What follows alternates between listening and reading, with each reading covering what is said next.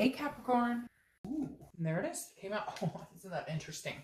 Very interesting. Your counterpart, the reconciliation, got the Knight of Swords, and I switched these up. So it's very interesting to me to see how the signs are still connected, because I literally do like these reconciliation, then Leo's reconciliation, then single, then Leo. And so I've already done a read between yours and the reconciliation. You still got this card, which they had as a clarification card for their distant future. The Knight of Wands is daring, energetic, very romantic, knight in shining armor, sweep you off your feet. So I'm feeling like maybe you're having that type of situation, but for majority of you, I feel like it's more of a hope. Like, where is this person?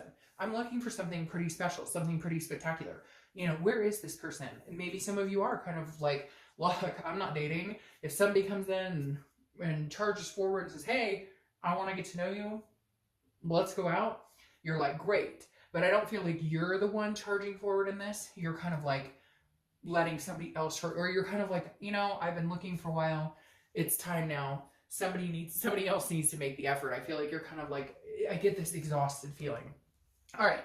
The first card you have coming into the month is the Ten of Swords, which is a very interesting card to have coming into the month. Now, I will preface this, the Ten of Swords is sometimes about illness, loss, tragedy. So I want to clarify that really quick.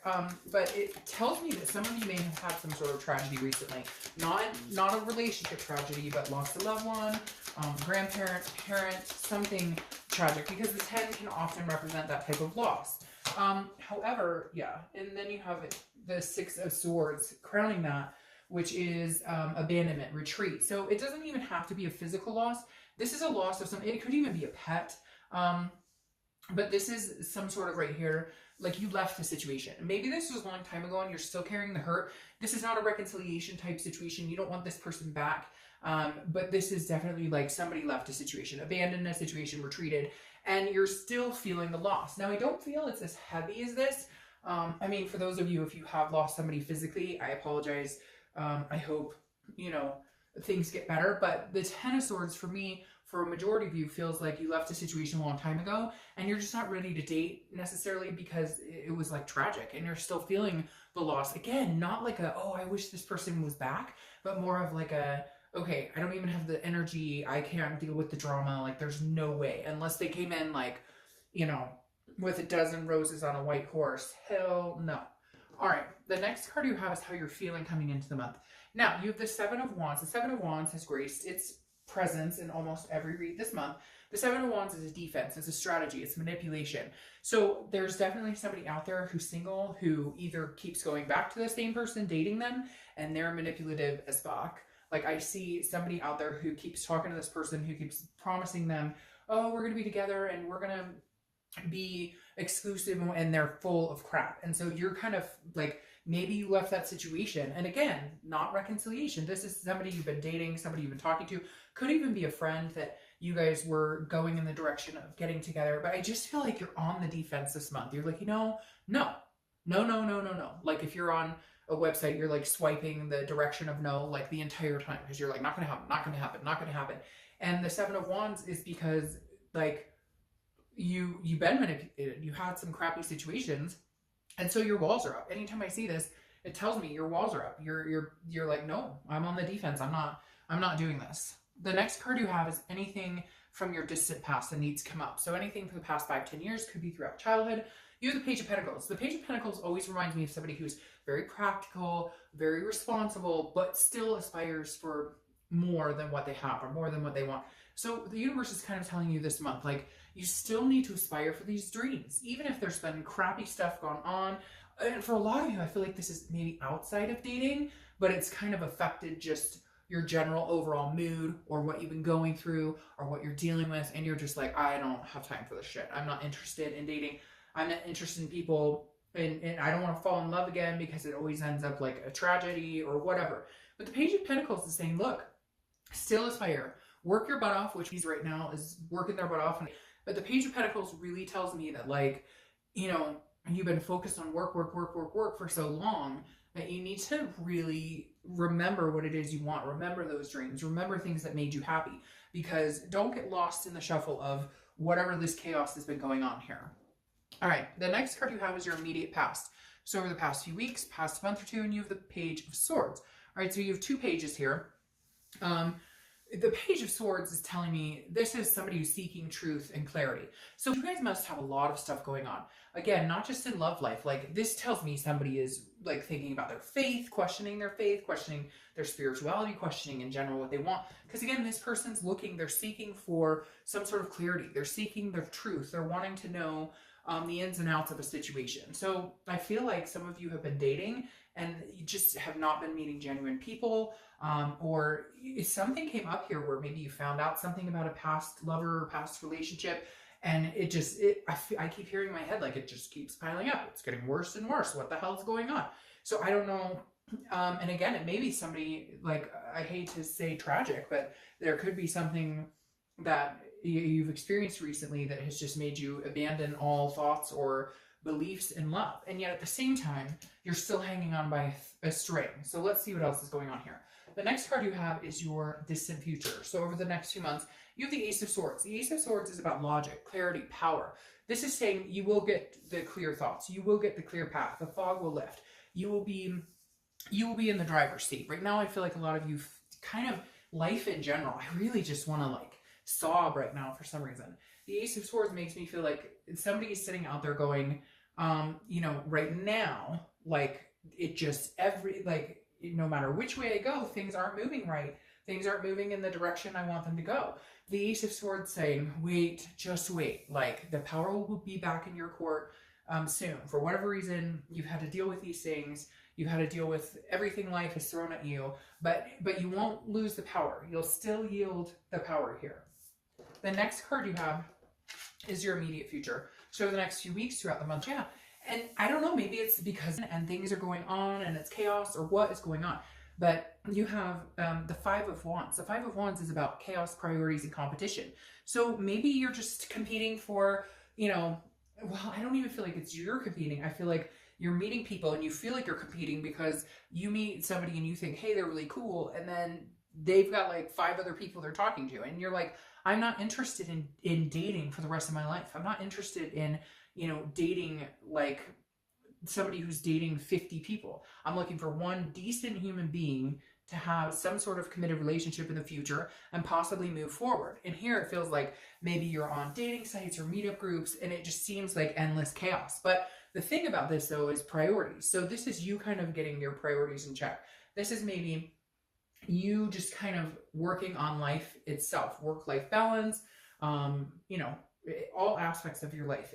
But I feel like there's kind of a chaos that spilled over a little bit into your work, into life in general, into family, whatever it is, because it feels like this is you trying to get a rein on like every step. And so you're not feeling like going out and meeting the love of your life until everything kind of clears up. Like when it rains, it pours, right? The next card you have, goodness, what have you guys got going on? The Five of Swords. You've got some 5s going on here, so 5s may be a number you need to pay attention to, but the Five of Swords is about a Pyrrhic victory. It's about defeat. I really feel like some of you have been dating and you've just met some really crappy people. Like you've met people who've been like, oh yeah, I think you're awesome. I don't want to be on this dating site forever. And you're like, oh great. And then boom, you're like, really? You're on 10 different dating sites. What are you talking about? You're ready for exclusivity. No, you're not. Or you're like, people are telling you exactly what they think you want to hear. And you're just done. I feel like you're just like your bullshit meter is blown off the charts and you're just like, I'm not dealing with this. And you know what? You're single. And I hate to say that, but I'm telling you what, I have so many friends right now who are in relationships, marriages, committed, you name it, that are going through some rough times. And I had somebody recently say, to a friend of ours, if you're single, just stay that way. So maybe it may seem like, not really fair right now, but maybe you're avoiding some situation so that you find a better one going forward. Now, you have so many air sign cards here. Air, air, air, air, air.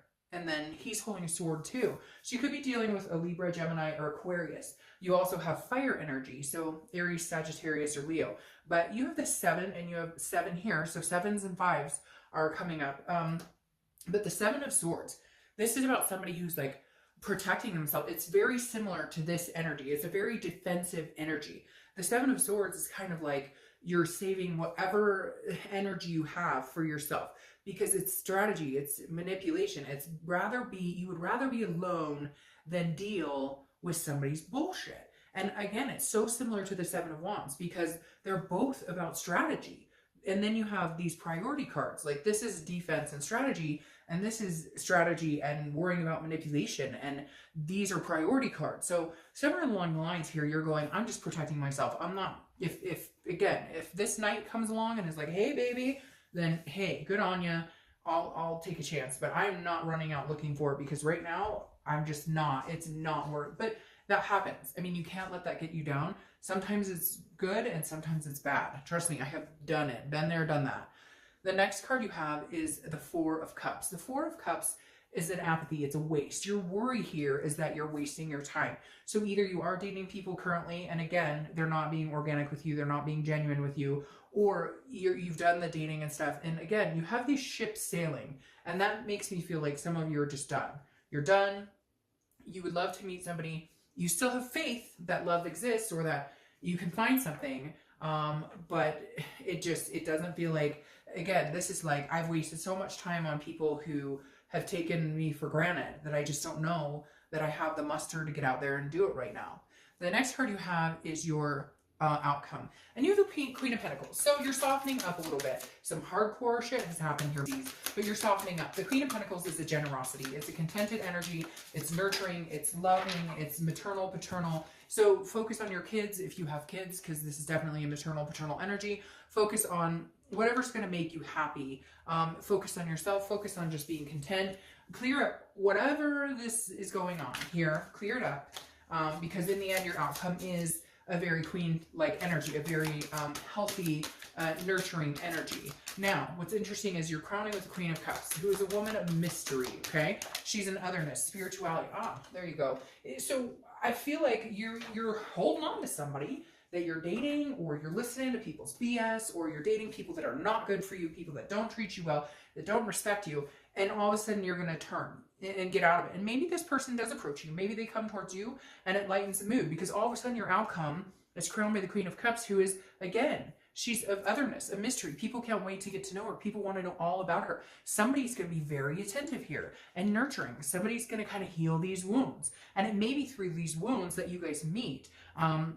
Because again, it may be that you guys meet on territory that's similar. Does that make sense? Like a bereavement counseling, or just a situation where you're like, screw love, like I can't stand, and then you meet somebody who's like exactly the same, but in reality you guys nurture each other. And then you have the Two of Cups here.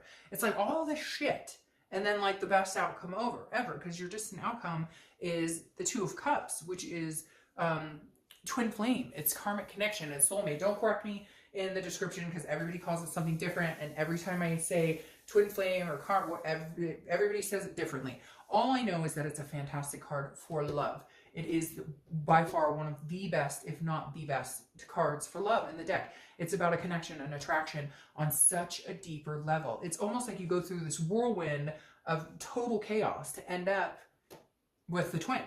So something chaos turns into something complete. And at first I was getting nervous, like, what's going on? Like, you can't get a break. And then all of a sudden you catch this break. So please keep the faith alive to have an ending like this. Keep your chin up, whatever's going on, you'll get through it. And I'll talk to you soon.